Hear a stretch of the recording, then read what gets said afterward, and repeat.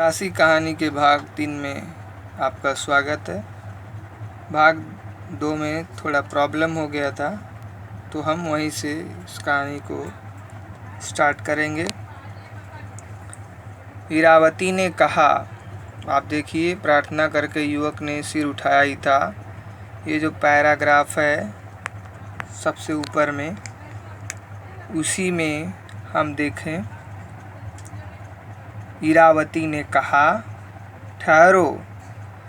बलराज ठिठक कर उसकी गंभीर मुखाकृति को देखने लगा। उसने पूछा, क्यों इरा? क्या तुम मेरी वाग्दत्ता पत्नी नहीं हो? क्या हम लोगों का वही निवेदी के सामने परिणय नहीं होने वाला था क्या? यहाँ पर जो वाग्दत्ता शब्द है, वाग्दत्ता का अर्थ है वचन द्वारा दी हुई, वाणी द्वारा दी हुई। जो इरा का भाई राजा तिलक है, उन्होंने बलराज के साथ इरा का परिणय स्वीकार कर लिया था। इसलिए बलराज ऐसा कह रहा है कि तुम मेरी वाग्दत्ता, यानी एक तरह से कहें मुँह बोली, यानी अभी पूरी तरह से नहीं, तुम मेरी पत्नी हो। और हम लोगों का वही निवेदी यानी अग्निवेदी के सामने परिणय यानी विवाह होने वाला था। अब उसका यह कथन सुन करके इरा कहती है, हाँ होने वाला था, किंतु हुआ नहीं। और बलराज, तुम मेरी रक्षा नहीं कर सके। मैं आतताई के हाथ से कलंकित की गई, फिर तुम मुझे पत्नी रूप में कैसे ग्रहण करोगे? तुम वीर हो, पुरुष हो, तुम्हारे पुरुषार्थ के लिए बहुत सी महत्वाकांक्षाएं हैं, उन्हें खोज लो। मुझे भगवान की शरण में छोड़ दो। मेरा जीवन अनुताप की ज्वाला से झुलसा हुआ मेरा मन अब स्नेह के योग्य नहीं। यानी उसके मन में बदले की भावना है, वह बदला चाह रही है, क्योंकि उसका अपमान हुआ है और वह इसी आवेश में भीतर ही भीतर घुट रही है। प्रेम की पवित्रता की परिभाषा अलग है इरा। मैं तुमको प्यार करता हूँ, तुम्हारी पवित्रता से मेरे मन का अधिक संबंध नहीं भी हो सकता है। चलो हम और कुछ भी हो, मेरे प्रेम की वहिनी तुम्हारी पवित्रता को अधिक उज्जवल कर देगी। ये बलराज कहता है कि मेरे अंदर जो प्रेम की अग्नि है, वो तुम्हारी जो पवित्रता है उसको और अधिक उज्जवल कर देगी, यानी तुम्हारी पवित्रता और अधिक महान हो जाएगी। भाग चलूं क्यों? सो नहीं हो सकता। मैं क्रीत दासी हूँ। म्लेच्छों ने मुझे मुल्तान की लूट में पकड़ लिया। मैं उनकी कठोरता में जीवित रहकर बार बार उनका विरोध ही करती रही। नित्य कोड़े लगते, बांध कर मैं लटकाई जाती, फिर भी मैं अपने हट से न डिगी। एक दिन कन्नौज के चतुष्पथ पर घोड़ों के साथ ही बेचने के लिए उन आतताइयों ने मुझे भी खड़ा किया। चतुष्पथ यानी चौराहे पर। मैं बिकी 500 दिरहम पर। काशी के ही एक महाजन ने मुझे दासी बना लिया।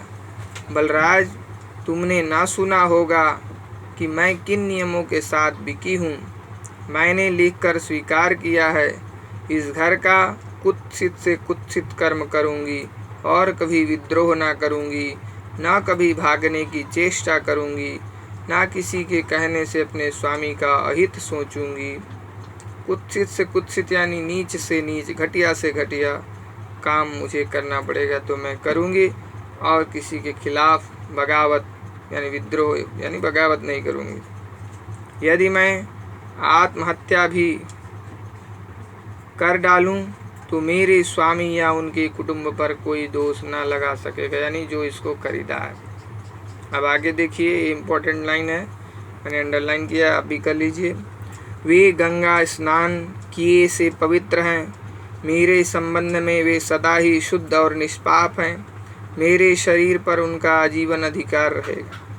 ये जो लाइन है, ऐसे ही व्याख्यात्मक जो क्वेश्चन आते हैं, एक्सप्लेनेटरी जो क्वेश्चन आते हैं, उसमें आपको ऐसे ही दे दिया जाएगा किसके बारे में कहा जा रहा है, कौन वक्ता है, ऐसा जो है पूछा जाता है। तो यहाँ पर आप जान रहे हैं कि अपने मालिक के बारे में, अपने स्वामी के बारे में ईरा जो है कह रही है, जो कि काशी का सेठ है, और बता रही है कि वे पूरी तरह से शुद्ध और निष्पाप है, यानी वे जो कुछ भी करेंगे उससे उनके ऊपर कोई दोष नहीं लगेगा। ईरा ने सब कुछ स्वीकार किया है कि वह आजीवन इनकी दासी बन करके रहेगी।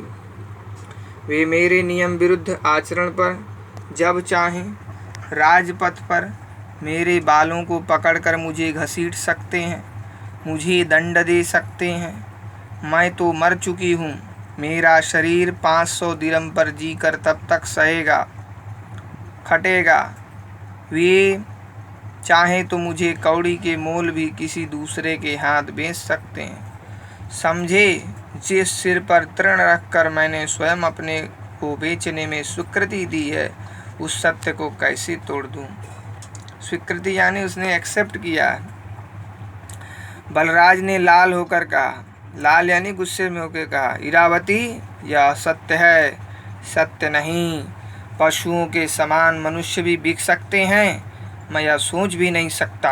यह पाखंड तुर्की घोड़ों के व्यापारियों ने फैलाया है। तुमने अनजान में जो प्रतिज्ञा कर ली है वह ऐसा सत्य नहीं कि पालन किया जाए। इसको भी आप अंडरलाइन कर लीजिए। क्वेश्चन ऐसे पूछा जा सकता है कि कौन किससे कह रहा है, किसने कौन सी प्रतिज्ञा की है, तो ऐसा प्रश्न बनेगा। तो तुमने अनजान में जो प्रतिज्ञा कर ली है वह ऐसा सत्य नहीं कि पालन किया जाए। तुम नहीं जानती हो कि तुमको खोजने के लिए ही मैंने यवनों की सेवा की। यवनों यानी तुर्क मुसलमान। क्षमा करो बलराज, मैं तुम्हारा तर्क नहीं समझ सकी। मेरी स्वामिनी का रथ दूर चला गया होगा तो मुझे बातें सुननी पड़ेंगी, क्योंकि आजकल मेरे स्वामी नगर से दूर स्वास्थ्य के लिए उपवन में रहते हैं। स्वामिनी देव दर्शन के लिए आई थी, तब मेरा इतना परिश्रम व्यर्थ हुआ। फिरोजा ने व्यर्थ ही आशा दी थी, मैं इतने दिनों भटकता फिरा। इरावती मुझ पर दया करो, ऐसा बलराज इरावती से कह रहा है। फिरोजा कौन? फिर सहसा रुककर इरावती ने कहा, क्या करूं? यदि मैं वैसा करती तो मुझे इस जीवन की सबसे बड़ी प्रसन्नता मिलती, किंतु वह मेरे भाग्य में है कि नहीं इसे भगवान ही जानते होंगे। मुझे अब जाने दो। क्या भाग्य में नहीं है? भाग्य में यही नहीं है कि वह बलराज के प्रेम को स्वीकार नहीं कर पा रही है। बलराज इस उत्तर से खिन्न और चकराया हुआ काठ के किवाड़ की तरह इरावती के सामने से अलग होकर मंदिर के प्राचीर से लग गया। किवाड़ यानी दरवाज़ा। जैसे दरवाज़ा हम लोग खोलते हैं तो उसका एक पल्ला, एक हिस्सा जो है दीवार से जा कर के सट जाता है, उसी तरह बलराज मंदिर की दीवार, प्राचीर यानी दीवार से लग गया। इरावती चली गई। बलराज कुछ समय तक स्तब्ध और शून्य सा वहीं खड़ा रहा। स्तब्ध यानी शांत, मौन। फिर सहसा जिस ओर इरावती गई थी उसी ओर चल पड़ा। युवक बलराज कई दिनों तक पागलों सा धनदत्त के उपवन से नगर तक चक्कर लगाता रहा। आपको यहाँ जानकारी मिल गई कि काशी का जो सेठ है उसका नाम धनदत्त है। तो आपको शॉर्ट क्वेश्चन में पूछा जा सकता है कि सेठ का नाम क्या था या किसके यहाँ हीरा काम करती थी, दासी थी। भूख प्यास भूल कर वह इरावती को एक बार फिर देखने के लिए विकल था, किंतु वह सफल ना हो सका। आज उसने निश्चय किया कि वह काशी छोड़कर चला जाएगा। वह जीवन से हताश होकर काशी से प्रतिष्ठान जाने वाले पथ पर चलने लगा। प्रतिष्ठान भी जगह है। उसकी पहाड़ के ढोंके सी काया, जिसमें असुर सा बल होने का अनुमान करते निर्जीव सी हो रही थी।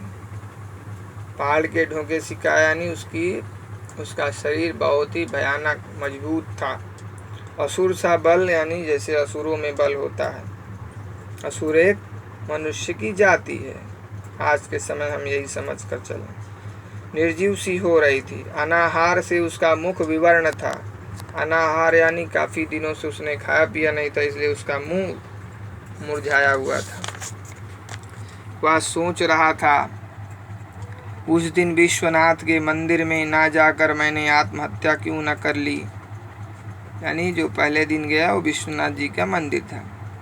वह अपनी उधेड़ बुन में चल रहा था, ना जाने कब तक चलता रहा। वह चौंक उठा जब किसी के डांटने का शब्द सुनाई पड़ा। देख कर नहीं चलता। बलराज ने चौंक कर देखा। अश्वारोहियों की लंबी पंक्ति, जिसमें अधिकतर अपने घोड़ों को पकड़े हुए पैदल ही चल रहे थे, वे सब तुर्क थे। घोड़ों के व्यापारी से जान पड़ते थे। गजनी के प्रसिद्ध महमूद के आक्रमणों का अंत हो चुका था। मसूद सिंहासन पर था। पंजाब तो गजनी के सेनापति नियाल्दगीन के शासन में था।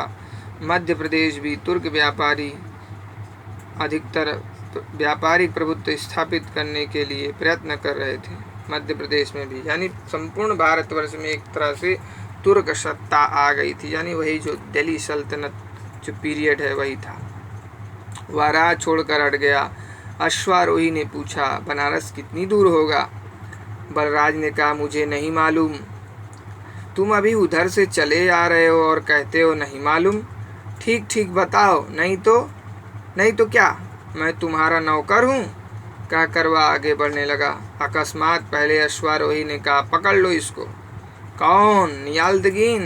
सहसा बलराज चिल्ला उठा। अच्छा, या तुम ही हो बलराज? या तुम्हारा क्या हाल है? क्या सुल्तान की सरकार में अब तुम काम नहीं करते हो? नहीं, सुल्तान मसूद का मुझ पर विश्वास नहीं है। मैं ऐसा काम नहीं करता जिसमें संदेह मेरी परीक्षा लेता रहे। किंतु इधर तुम लोग क्यों? सुना है बनारस एक सुंदर और धनी नगर है। और क्या? कुछ नहीं, देखने चला आया हूँ।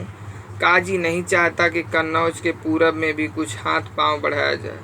तुम चलो ना मेरे साथ। काजी ये जो है तुर्क पीरियड में, तुर्क काल में हेड होता था, जिसकी सम्मति से सारा युद्ध, लूटपाट, ये सब का काम किया जाता था।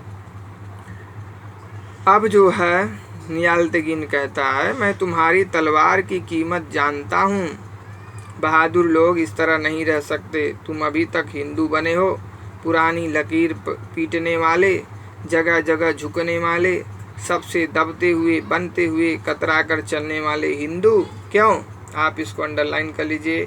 मैं तुम्हारी तलवार की कीमत जानता हूँ। बहादुर लोग इस तरह नहीं रह सकते। तुम अभी तक हिंदू बने हो, पुरानी लकीर पीटने वाले, सब जगह जगह झुकने वाले, सबसे दबते हुए, बनते हुए, कतरा कर चलने वाले हिंदू। क्यों? तुम्हारे पास बहुत सा कूड़ा कचरा इकट्ठा हो गया। उनका पुरानेपन का लोभ तुमको फेंकने नहीं देता। मन में नयापन तथा दुनिया का उल्लास नहीं आने पाता। इतने दिन हम लोग साथ रहे, फिर भी। ये नियाल्दगीन कहता है बलराज से। बलराज सोच रहा था इरावती का वह सूखा व्यवहार, सूखा यानी निष्क्रिय व्यवहार, जिसमें कोई उल्लास नहीं था, कोई उमंग नहीं थी, है ना। सीधा सीधा उत्तर। क्रोध से वह अपना होंठ चबाने लगा। नियाल्दगीन बलराज को परख रहा था। उसने कहा, तुम कहाँ हो? बात क्या है? ऐसा बुझा हुआ मन क्यों? बलराज ने प्रकृतस्थ होकर कहा, प्रकृतस्थ यानी स्थिर होकर के कहा, कहीं तो नहीं, अब मुझे छुट्टी दो, मैं जाऊं। तुम्हारा बनारस देखने का मन है, इस पर तो मुझे विश्वास नहीं होता। तो भी मुझे इससे क्या, जो चाहो करो। संसार भर में किसी पर दया करने की आवश्यकता नहीं। लूटो, काटो, मारो, जाओ। नियाल्दगीन ने हंसकर कहा, पागल तो नहीं हो? इन थोड़े से आदमियों से भला क्या हो सकता है? मैं तो एक बहाने से इधर आया हूँ। फिरोजा का बनारसी जरी के कपड़ों का, यानी कहना चाहता है फिरोजा कुछ लेना चाहती है। कुछ क्या फिरोजा भी तुम्हारे साथ है? चलो, पड़ाव पर सब आप ही मालूम हो जाएगा। आप ही यानी अपने आप। कहकर नियाल्दगीन ने संकेत किया। बलराज के मन में ना जाने कैसी प्रसन्नता उमड़ी। वह एक तुर्की घोड़े पर सवार हो गया। दोनों ओर जवाहरात, जरी, कपड़ों, बर्तन तथा सुगंधित द्रव्यों की सजी हुई दुकानों से, द्रव्य यानी पदार्थ, मटेरियल्स, देश विदेश के व्यापारियों की भीड़ और बीच बीच में एक घोड़े के रथों से बनारस की पत्थर से बनी हुई चौड़ी गलियां अपने ढंग की निराली दिखती थी। प्राचीरों से घिरा हुआ नगर का प्रधान भाग त्रिलोचन से लेकर राजघाट तक विस्तृत था। त्रिलोचन जगह है, राजघाट भी जगह है, क्योंकि लेखक या कहानीकार प्रसाद जी बनारस के ही थे, इसलिए वो अपने इस शहर की शोभा का जो है जरूर वर्णन कर रहे हैं यहाँ पर। तोरणों पर गांगेय देव के सैनिकों का जमाव था। तोरण यानी नगर का मुख्य द्वार, जहाँ से नगर में प्रवेश करते हैं। गांगेय देव यानी राजा थे काशी के इस समय। कन्नौज के प्रतिहार सम्राट से काशी छीन ली गई थी। बताया जा रहा है कन्नौज के जो राजा होते थे प्रतिहार वंशी, राजपूतों की एक श्रेणी है, उनसे काशी छीन ली गई थी। त्रिपुरी उस पर शासन करती थी। त्रिपुरी भी एक क्षत्रियों की शाखा है। ध्यान से देखने पर यह तो प्रकट हो जाता था कि नागरिकों में अव्यवस्था थी, यानी कोई चीज़ सिस्टम वहाँ पर सही नहीं था। फिर भी ऊपरी कामकाज, क्रय विक्रय, यात्रियों का आवागमन चल रहा था।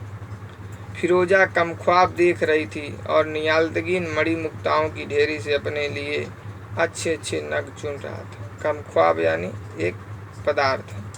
पास ही दोनों दुकानें थी। बलराज बीच में ही खड़ा था।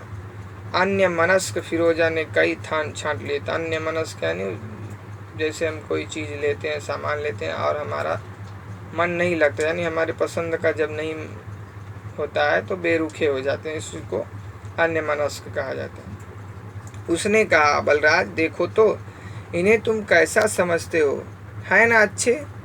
उधर से नियाल्तगीन ने पूछा, कपड़े देख चुकी हो तो इधर आओ, इन्हें भी देख लो। फिरोजा उधर जाने लगी थी कि दुकानदार ने कहा, लेना न देना, झूठ मूठ तंग करना, कभी देखा तो नहीं, कंगालों की तरह जैसे आंखों से देखकर ही खा जाएगी। फिरोजा घूम कर खड़ी हो गई। उसने पूछा, क्या बकते हो, जा जा तुर्किस्तान के जंगलों में भेड़ चरा, इन कपड़ों का लेना तेरा काम नहीं।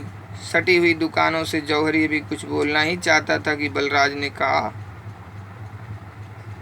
चुप रहा, नहीं तो जीभ खींच लूंगा। ओह, तुर्की गुलाम का दास, तू भी। अभी इतना ही कपड़े वाले के मुंह से निकला था कि नियाल्तगीन की तलवार उसके गले तक पहुंच गई। बाजार में हलचल मची। नियाल्तगीन के साथी इधर उधर बिखरे ही थे। कुछ तो वहीं आ गए, औरों को समाचार मिल गया। झगड़ा बढ़ने लगा। नियाल्तगीन को कुछ लोगों ने घेर लिया था, किंतु तुर्कों ने उसे छीन लेना चाहा। राजकीय सैनिक पहुंच गए। नियाल्तगीन को यह मालूम हो गया कि पड़ाव पर समाचार पहुंच गया है। उसने निर्भीकता से अपनी तलवार घुमाते हुए कहा, अच्छा होता कि झगड़ा यहीं तक रहता, नहीं तो हम लोग तुर्क हैं। तुर्कों का आतंक उत्तरी भारत में फैल चुका था। क्षण भर के लिए सन्नाटा तो हुआ, परंतु वणिक के प्रतिरोध के लिए नागरिकों का रोष उबल रहा था। राजकीय सैनिकों का सहयोग मिलते ही युद्ध आरंभ हो गया। अब और भी तुर्क आ पहुँचे थे। नियाल्तगीन हंसने लगा। उसने तुर्की में संकेत किया, तुर्की यानी तुर्की भाषा में, बनारस का राजपथ तुर्कों की तलवार से पहली बार आलोकित हो उठा। नियाल्तगीन के साथी संगठित हो गए थे।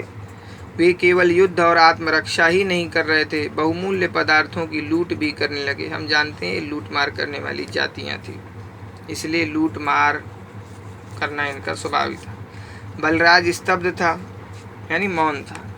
वह जैसे एक स्वप्न देख रहा था। अकस्मात उसके कानों में एक परिचित स्वर सुनाई पड़ा। उसने घूमकर देखा, जौहरी के गले पर तलवार पड़ा ही चाहती थी और इरावती पढ़ना ही चाहती थी, और इरावती जो है कह रही थी, इन्हें छोड़ दो, ना मारो, कहती हुई तलवार के सामने आ गई थी।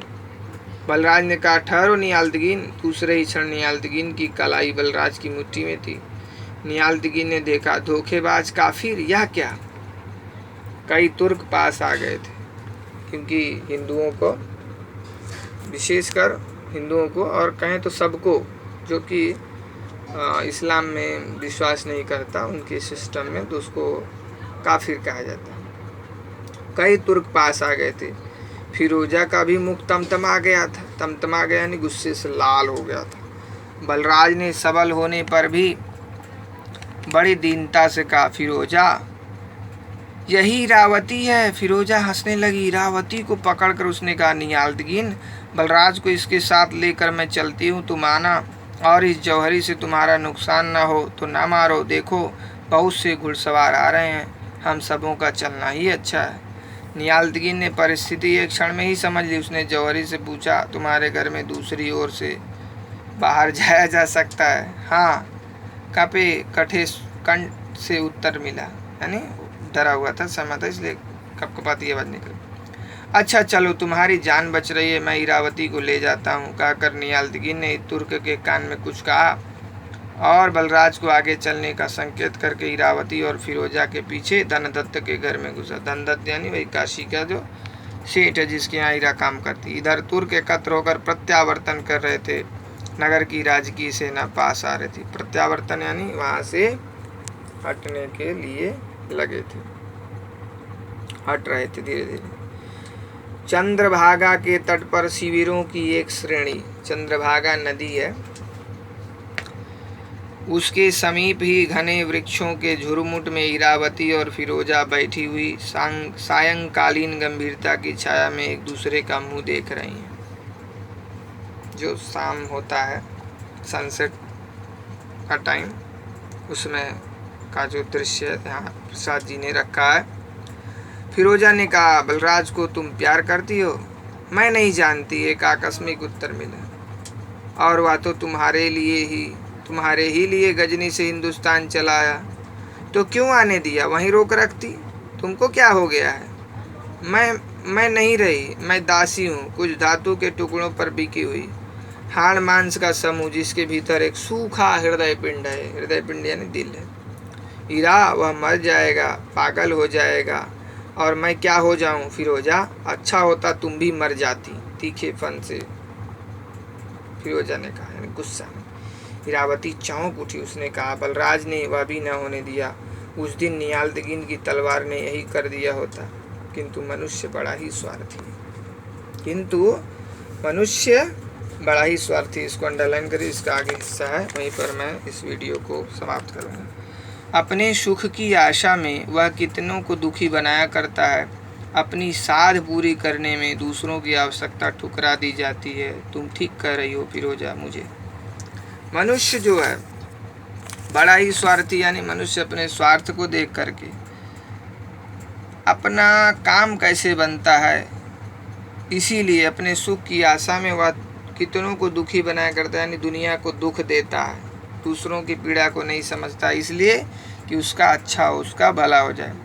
अपनी साध यानी जो इच्छा रहती है, उसकी जो कामना रहती है, उसको पूरी करने में दूसरों की आवश्यकता ठुकरा दी। दूसरों को क्या चाहिए, क्या ज़रूरत है, इसको लोग वैल्यू नहीं देते।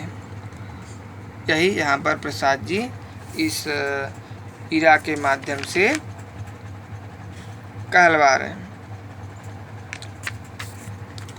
तुम ठीक कह रही हो फिरोजा, मुझे ठहरो हीरा, तुमने मन को कड़वा बनाकर मेरी बात सुनी है, उतनी ही तेजी से उसे बाहर कर देना चाहती हो।